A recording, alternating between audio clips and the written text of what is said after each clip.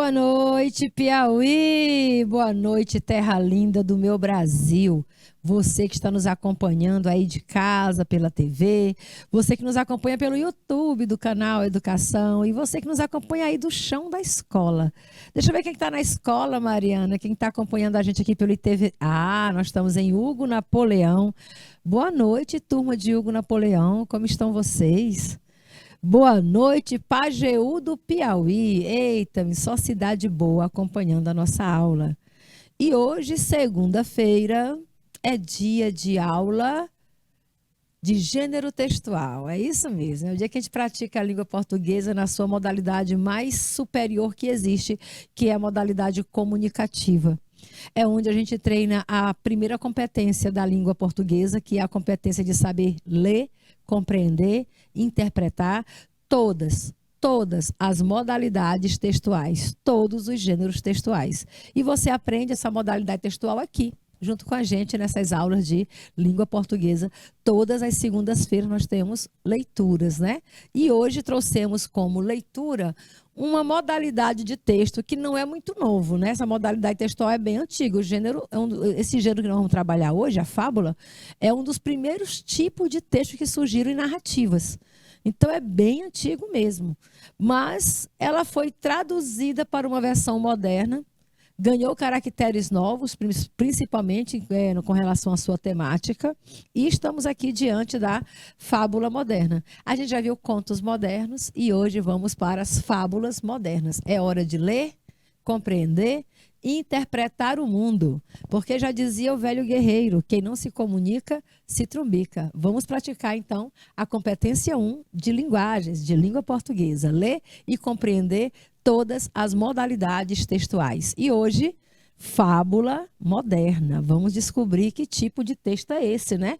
Qual é o seu desempenho na sociedade, qual é o seu papel para a nossa sociedade, para que é que vem à tona esse tipo de texto. Então, sigamos. Olha o que eu coloquei aqui para a gente. Já começo arrasando aí com as fábulas em versões bem modernas, que são novos gêneros. A gente chama isso de texto híbrido, né? Texto híbrido. É quando você pega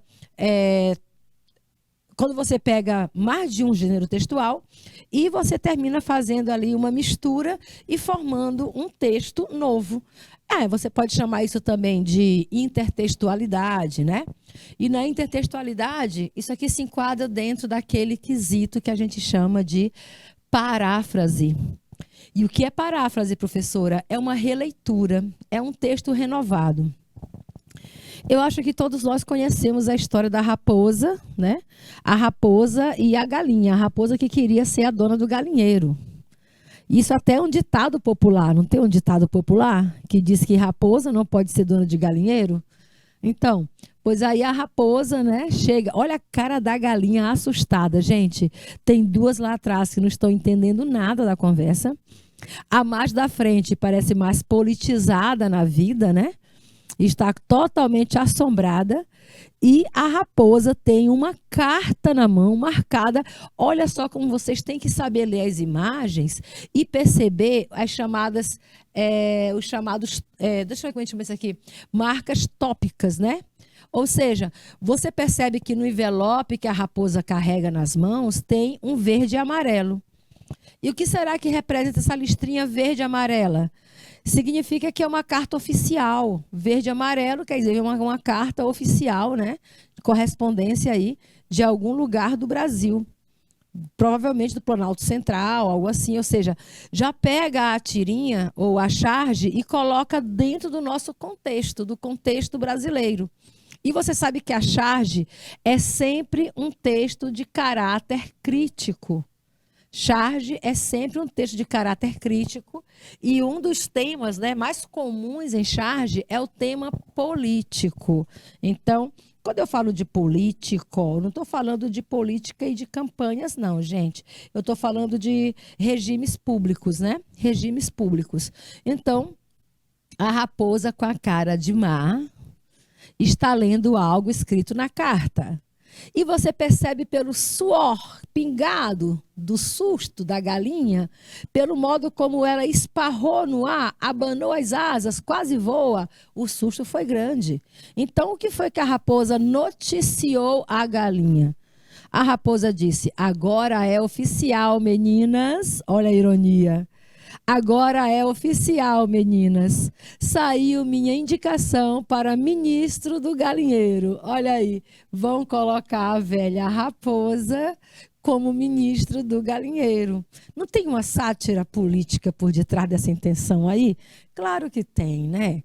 Então você percebe aí que a charge é um texto argumentativo, opinativo, crítico, geralmente voltado para temáticas sociais ou para temáticas políticas.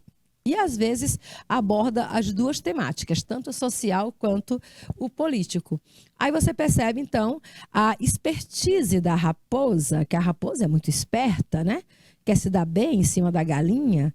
Então, a raposa aí foi nomeada ministro do galinheiro. E aí as outras ficaram assombradas. Imagina só o que isso significa. Trocando em miúdos, moral da história. Qual é a moral da história? Não se pode colocar, né? Não se pode dar um cargo de confiança para alguém que já esteja corrompido naquela função, certo? Imagina a raposa sendo a vigia do galinheiro, se ela se alimenta de galinhas. Então, a ideia é mais ou menos essa. E aqui nós temos o GIF, que também é uma modalidade nova de texto, né?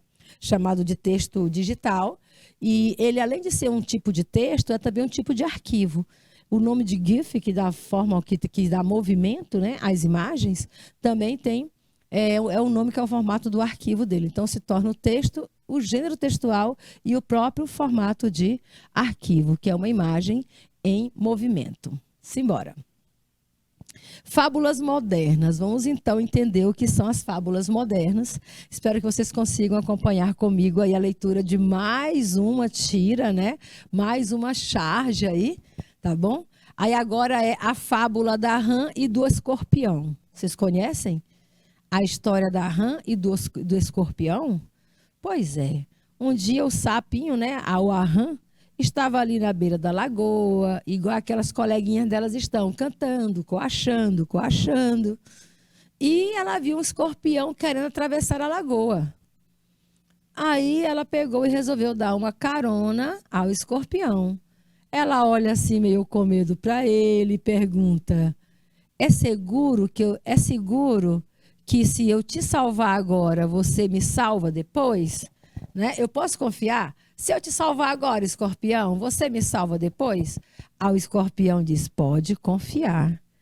Mas à medida que ele diz pode confiar, observa como é que está aqui. Olha como é que está aqui a presa dele, né? O lado que ele pica, preparado para dar o bote. Ela, por estar de costa para ele, não está vendo que ele já está no ponto de dar o bote, ó, está no ponto de dar o bote na rã. Ou seja, vai se aproveitar da gentileza da outra e no final vai terminar matando aquela que o ajudou. E ela, na sua ingenuidade, na sua bondade, na sua força de vontade de fazer o bem, ainda pergunta para ele: é seguro que se eu te salvar agora, você me salva depois? E ele garante: pode confiar. E você? Confiaria na palavra de um escorpião? Você confiaria no galinheiro, aliás, numa raposa para cuidar de um galinheiro? Então, são esses questionamentos morais. Olha o que eu estou dizendo. Vamos falar. Questionamentos. São esses questionamentos morais. São os questionamentos morais que nos levam, que nos trazem, né, que nos trazem as fábulas. Elas nos fazem pensar em algumas situações da nossa vida, de quantas vezes nós fomos galinhas sendo guardadas por raposa, de quantas vezes nós fomos rãs atravessando escorpiões, certo? É tudo a gente chama isso de simbologia, eles usam de simbologia, tá? É usado uma simbologia porque cada animal representa, né? Representa alguma coisa. A raposa é a esperteza, não é isso? O escorpião é o perigo e a traição, tá bom? É um bicho altamente traiçoeiro, como ele vai fazer aí com a rã. Então, existe toda uma simbologia por detrás dessas histórias, além dos questionamentos morais, né? A simbologia. E tem a questão da mensagem, né? A mensagem que passa, a mensagem final. O que é que você aprende com aquela história? A mensagem final da fábula é sempre um aprendizado. A fábula sempre traz para a gente um aprendizado. Então, essas características permanecem, mesmo quando a fábula ela é representada por outras modalidades textuais, como eu apresentei aqui para vocês, duas fábulas sendo representadas através de charge, né? Aqui você tem a charge misturada com fábula. Uma junção da charge com a fábula, por isso você chama de texto híbrido, tá bom? Simbora. Fábulas modernas e a sua estrutura. Vê se vocês conseguem ler aqui comigo, né? O que é que participa de uma estrutura da fábula? Se você vai ler um texto, é interessante que você compreenda o seu processo de composição, tá bom? Quando a gente fala de estrutura, quando você fala de estrutura de um texto, estamos falando do processo de composição. O que é necessário para se compor uma fábula? O que eu preciso para escrever um texto chamado fábula? Quais são as suas características, né? Em que é que ela se diferencia das outras modalidades textuais? Por que eu posso dizer, aqui é uma fábula, esse outro texto é outro tipo de texto, então o que é que faz a diferença? Vamos lá. Primeiro, a fábula é um texto narrativo. Quando você vê o nome narrativo, você sabe que é um texto que conta uma história. Todo texto narrativo é um texto que conta uma história. Aí tem histórias longas, bem longas, tem histórias curtas e tem histórias bem curtas. A fábula, ela fica na modalidade de narrativa curta. Professora, narrativa curta é um texto pequeno? Às vezes não é que o volume do texto ou das palavras que foram escritas no texto é que sejam pequenas, mas sim a história contada, ela é curta, ela é rápida. É uma história que tem pouca durabilidade. Ela se passa em questões de segundos, minutos, no ano máximo se passa em horas. Eu só li uma fábula, que ela se passa em 500 anos, né? Que é a fábula das tartarugas, dos jabutis, né? Tartarugas ou jabutis, que foram fazer um piquenique, certo? Essa foi a fábula mais longa que eu já li, apesar do texto ser curtinho, mas a história inteira se passava em 500 anos. Ele dizia, essa história se passa em 500 anos. Ou seja, para as tartarugas poderem realizar um piquenique, elas gastaram só 500 anos para se organizar, tá bom? Então, geralmente, o texto, fábula, é uma narrativa curta. Outra característica da fábula é que as personagens da fábula, vejam só, as personagens são animais. Também podem ser objetos. Geralmente, pode misturar os dois. Você pode misturar animais com objetos. Agora, se você não colocar animais e deixar só objetos com características humanas, né? Ou, se você tem só animais com características humanas, é fábula. Se você tem animais e objetos com características humanas, é fábula. Mas se você tem apenas objetos com características humanas, não é fábula, é apólogo, tá bom? O apólogo trabalha apenas com objetos que ganham características humanas, como o soldadinho de chumbo que se apaixonou pela bailarina da caixinha de música, né? O soldadinho de chumbo é um brinquedinho, a bailarina da caixinha de música também. Então, ambos não têm vida, são objetos. Mas dentro da história, o soldadinho se apaixona pela bailarina. E tem toda a historinha deles, eles realmente criam vida ali na história.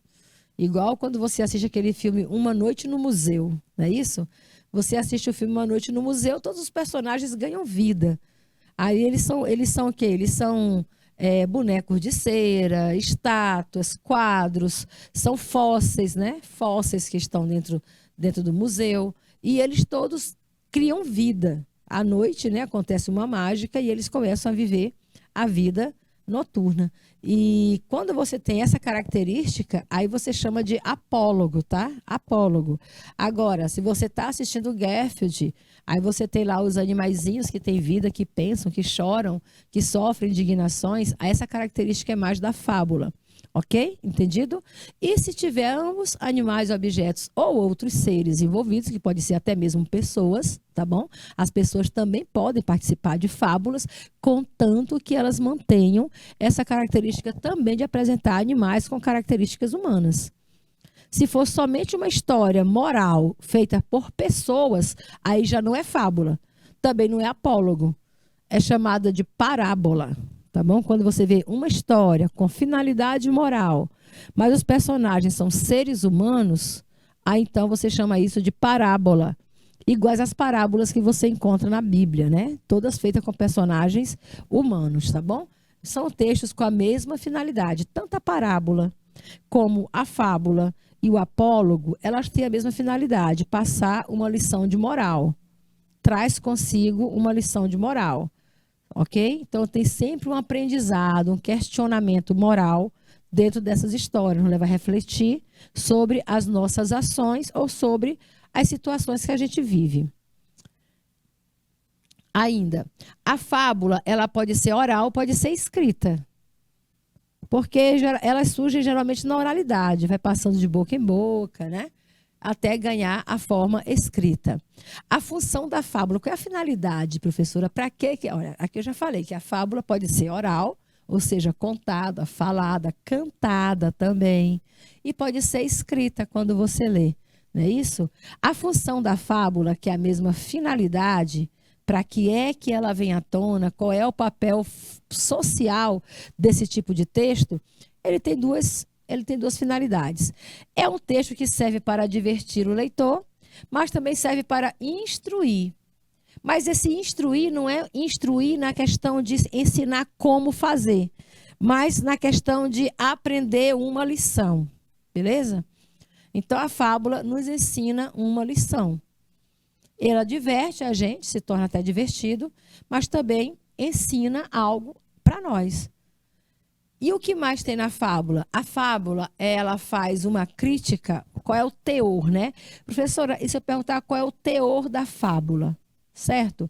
A fábula existe para criticar os comportamentos, valores ou grupos sociais. Então, tu já sabe que toda fábula é uma crítica à sociedade, crítica ao nosso comportamento em sociedade, crítica aos nossos valores morais, né? Principalmente, olha, o que a fábula mais escancara para a gente é a hipocrisia. A hipocrisia. Para que, se você não sabe o significado de hipocrisia, hipocrisia é aquela próxima aula que a gente vai fazer na próxima semana, próxima segunda-feira, a gente vai falar sobre hipocrisia, né? Eu vou dar aula sobre fake ethics, falsa moral. A falsa moral se caracteriza de você, teoricamente, fala uma coisa, mas age de maneira contrária à sua fala. Você é contra a corrupção, você quer todos os corruptos presos, mas quando você está na fila do supermercado que recebe um troco a mais, o caixa se enganou e deu R$ 10 a mais de troco, você bota na bolsa e vai embora. Ou então você encontra alguma coisa perdida no chão e você pensa assim, vou levar para casa porque perdido não é roubado. Isso é falsa moral. Falsa moral porque você defende tanto a corrupção, né, contra a corrupção, e pratica atos corruptíveis. Ficar com troco, ficar com aquilo que está perdido, estacionar em vaga de pessoas com deficiência, não é isso? Furar fila do supermercado, furar fila de prioridades. Isso é corrupção também. São pequenas corrupções da vida que levam a essa falsa moral, certo? Então, a fábula, ela faz a gente pensar exatamente desses falsos valores que a gente defende. Então, se você vê uma galinha, uma raposa defendendo um galinheiro, é a mesma coisa de você dizer que você colocou um ladrão para cuidar de um cofre. Olha, eu vou deixar meu dinheiro aqui e você vai cuidar dele. Ou seja, ele vai roubar. Beleza? É a mesma ideia. Então, toda fábula tem uma objetividade, né? tem uma intenção, uma intencionalidade crítica, de criticar nossos comportamentos, nossos valores morais, ou mesmo criticar todo um grupo social, grupos sociais, pessoas que se caracterizam, pessoas que se identificam com aquela característica. Então, cada animalzinho que você vê na fábula, ele está ali só para dizer que é um animal. Mas, na verdade, são tipos de seres humanos que a gente encontra na sociedade. Quantos escorpiões daquele você não conhece na vida real? Pessoas que você ajuda e que te puxam o tapete, não é?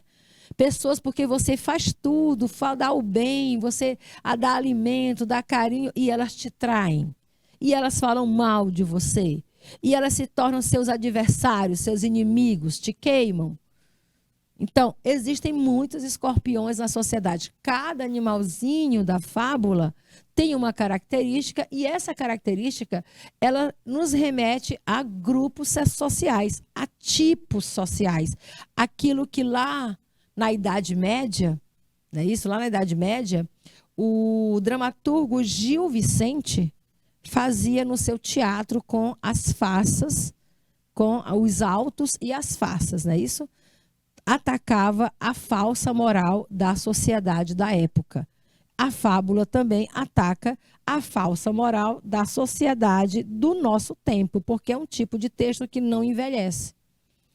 Professora, como é que uma fábula criada por Êxopo, aquele fabulista grego, e ele criava aquelas fábulas 400 anos antes de Cristo, e nós estamos a 2022 anos depois de Cristo, e eu leio as histórias e elas parecem tão atuais. Por que que um texto de 400 anos antes de Cristo tem um conteúdo atual até hoje? Porque são texto literário. Então é outra dica aí que você já anota. Fábula é texto literário. Ah, professora, mas agora é que eu não entendi mesmo o que é texto literário. Texto literário é texto que tem função artística, tem intenção artística. E a principal característica do texto literário é o uso da linguagem conotativa. Professor, o que é uma linguagem conotativa? É uma linguagem cheia de significados, aquilo que você chama de linguagem figurada. Linguagem figurada, que quer dizer cheia de significados, entendeu? Então, se é um texto cheio de significados, você está usando figuras de linguagem e é texto literário. Ou seja, é um texto subjetivo. Então, como última característica da fábula, a gente diz que a fábula traz uma lição de moral implícita ou explícita. Então, a questão da moral da história é sempre o desfecho da fábula. Você termina uma fábula lendo a moral da história, ou seja, qual é o aprendizado que você tira com aquela história. O que é que você aprende com aquele texto, com aquela história que você leu, certo? Porque alguma coisa você acaba aprendendo. E se você é incapaz, porque às vezes a moral da história, ela vem explícita, vem dizendo logo assim, ó, moral da história, 2 pontos. Aí escreve na frente qual foi a moral da história. Mas às vezes não vem diretamente dizendo qual é a moral da história. E você tem que ter o discernimento de fazer essa interpretação, de chegar à leitura, né, ao entendimento de informações que não estão ditas diretamente no texto. Aí você chama isso de implícito. Sentido implícito é quando o sentido não vem revelado diretamente no texto. Sentido explícito é quando está escrito no texto. Moral da história, 2 pontos. Mais vale um pássaro na mão do que 2 voando. Certo? Então, quando você tem a moral da história, você tem o texto explícito. Se você não vem com essa conclusão, se a fábula termina e não faz essa conclusão, moral da história, então quer dizer que a mensagem, que o teor, que o aprendizado que ela trouxe até você ficou implícito. e você tem que interpretar, entender, extrair de alguma forma essa mensagem do texto que você leu. Ok? Entendido o que é fábula? Então, vamos para frente. Qualquer coisa, usem o chat. Peçam aí para o mediador da aula, né? Professor da sala, digitar no chat para a gente suas perguntas, que a gente está aqui para respondê-las, tá? Uma das fábulas mais antigas que a gente conhece é a fábula do Êxopo, antiga e bem popular, né? Uma das mais populares. É a formiga e a cigarra. Eu me lembro que eu assisti um filme da Disney, né? Que a cigarra está lá cantando, a formiga trabalhando, e a cigarra fica o tempo todo cantando. Eu só quero boa vida. Pam, pararam, pararam, paranã. Eu só quero boa vida. Para que tanto trabalhar, se a vida é só brincar, eu só quero boa vida. E a formiga fica pé da vida aí com a cigarra. Olha a imagem que você está vendo.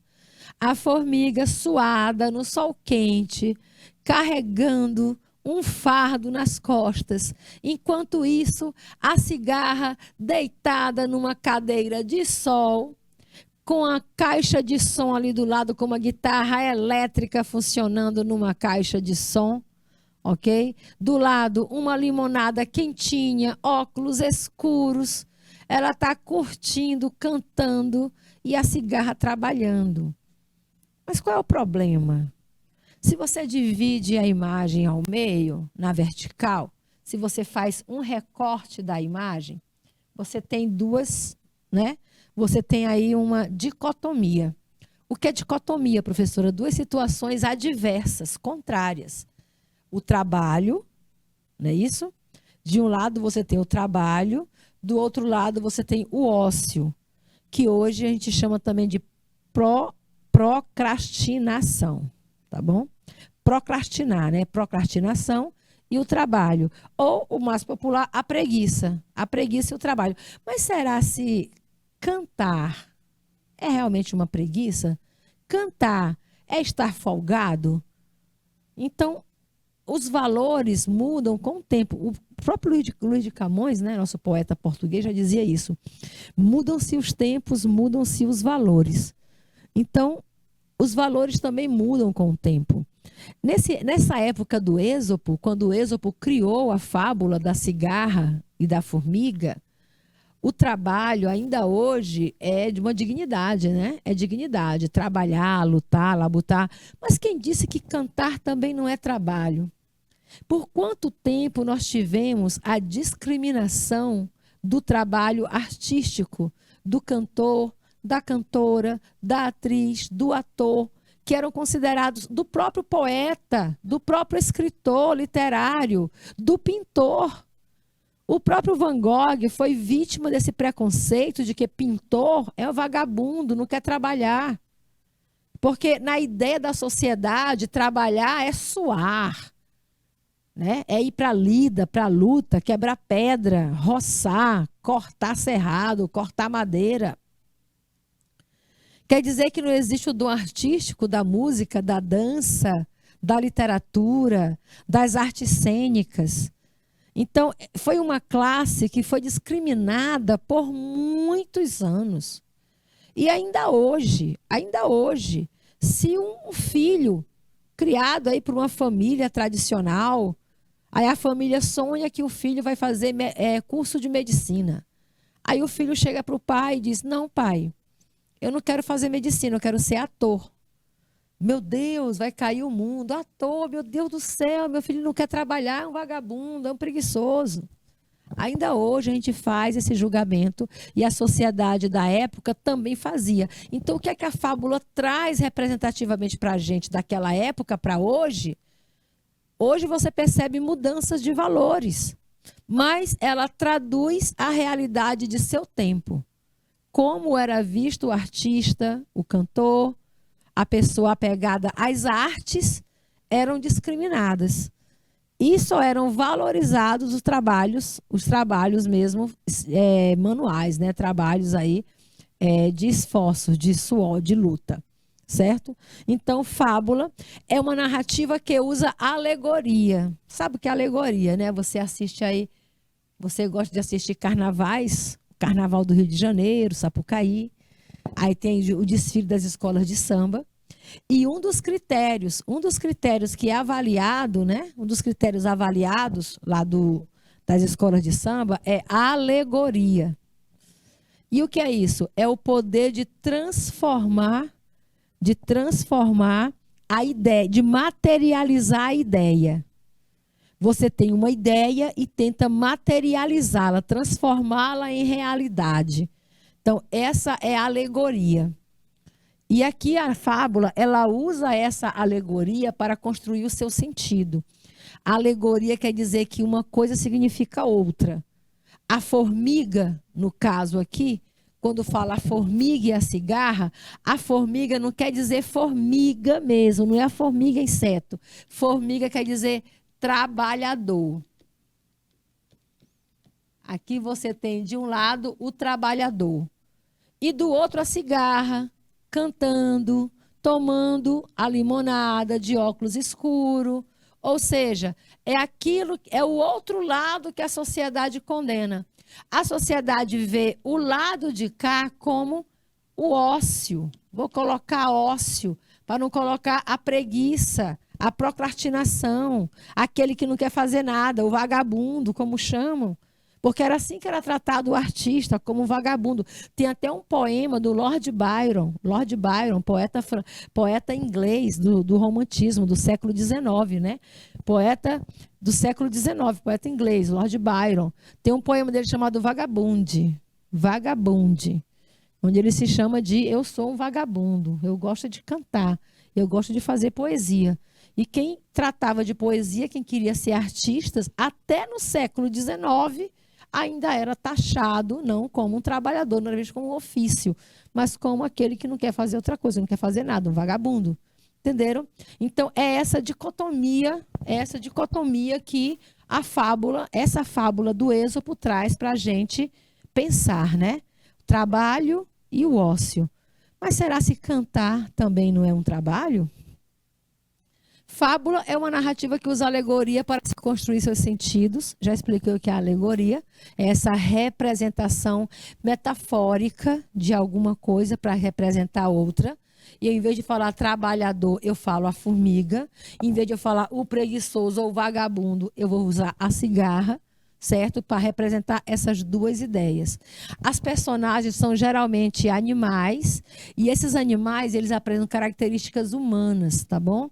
Inclusive, atribui a eles as virtudes morais. Atribuem-se a esses personagens virtudes morais, como, por exemplo, ganância, tá? Tem animais nas histórias que representam a ganância.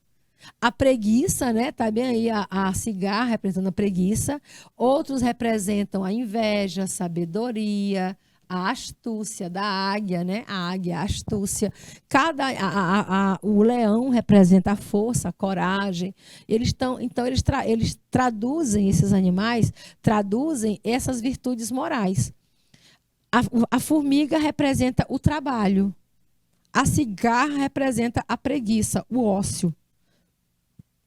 A história das fábulas se desenrola finalizando com um ensinamento. Então, ela já finaliza ensinando algo para a gente. A função desse texto é de levar as pessoas a refletirem. A ideia é fazer com que a gente reflita sobre o nosso comportamento em sociedade. E aí, nessa sociedade, aí eu sou quem? Eu sou a formiga ou eu sou a cigarra? Eu acho que eu estou mais para a formiga, né? Os títulos, geralmente, a formiga e a cigarra, como você vê ali o título, os títulos geralmente fazem referência às próprias personagens. Eles colocam o nome do personagem no título, né? A formiga e a cigarra. O tempo e o espaço relacionam-se ao habitat em que elas vivem. O lugar onde acontece é na floresta, é no bosque, é na lagoa, tá bom? Então, o lugar onde acontece a história é relacionado ao habitat natural desses animais. E qual é o tipo de linguagem que a gente usa nas fábulas? É linguagem simples, porque todo mundo tem que entender a história, senão a moral não será compreendida e existe uma finalidade de ensinamento moral para essa história, mas também é uma linguagem objetiva, porque ela não é, como é um texto curto, não dá para ficar enrolando por muito tempo, certo?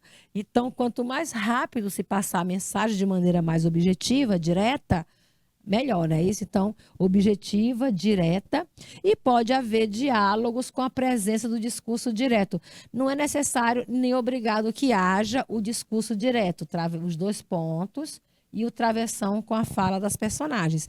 Mas pode haver, tá bom? Pode haver. Então, o que eu quero dizer com isso? É que a fábula, seja ela moderna ou a clássica, tradicional, elas apresentam todos os elementos da narrativa. Elementos da narrativa. Toda fábula apresenta o elemento da narrativa. Aí eu trouxe aqui para vocês A Cigarra e a Formiga, que é uma das fábulas atribuídas a Êxopo, não é isso? Olha aí, eu falei 400 anos antes de Cristo, é mais antigo ainda, tá? O Êxopo não é de 400 anos antes de Cristo, não, é 620 anos antes de Cristo. Então, é mais antigo ainda do que eu estava pensando. E foi recontada por Jean de La Fontaine, que é um artista francês. Isso já foi no século XVII, né? No século XVII, La Fontaine recontou a história da cigarra e a formiga.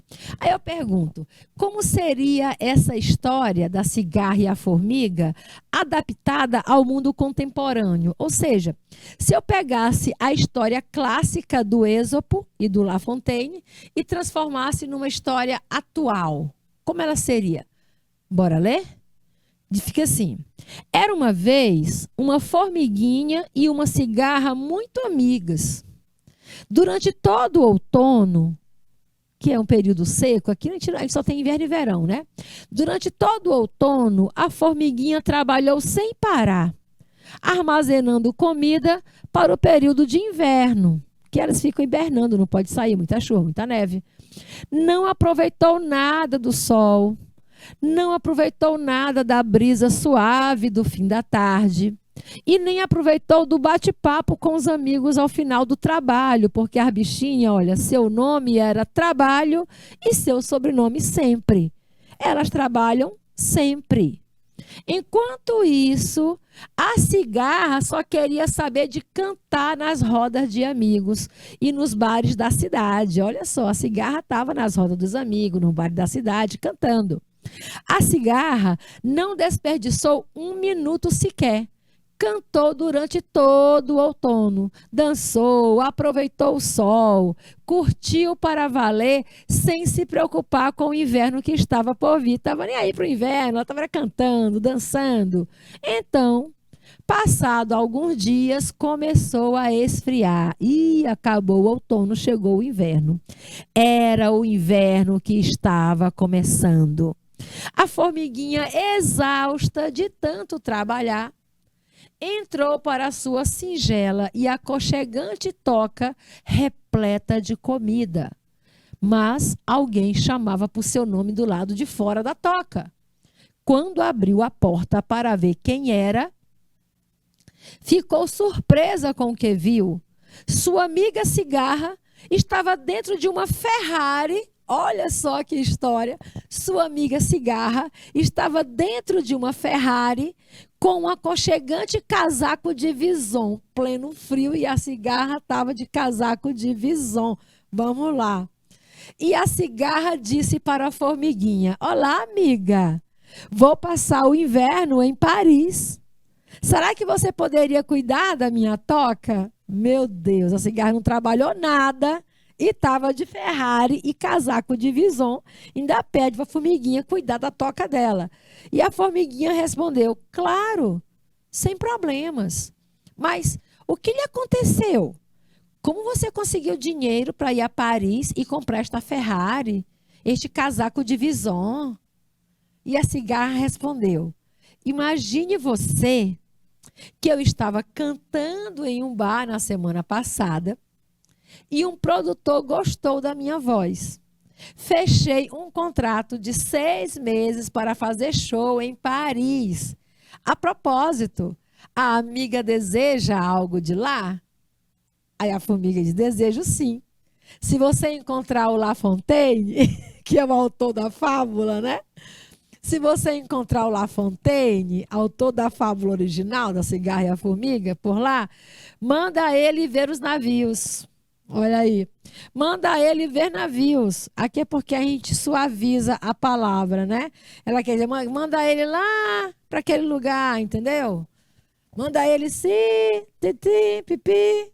Ela ficou pé da vida com o La Fontaine. Trabalhou, trabalhou, trabalhou e vai passar o inverno trancado dentro de casa, comendo, enquanto que a cigarra cantou, dançou, se divertiu, ganhou um casaco de Vison, ganhou uma Ferrari e vai passar o inverno cantando em Paris.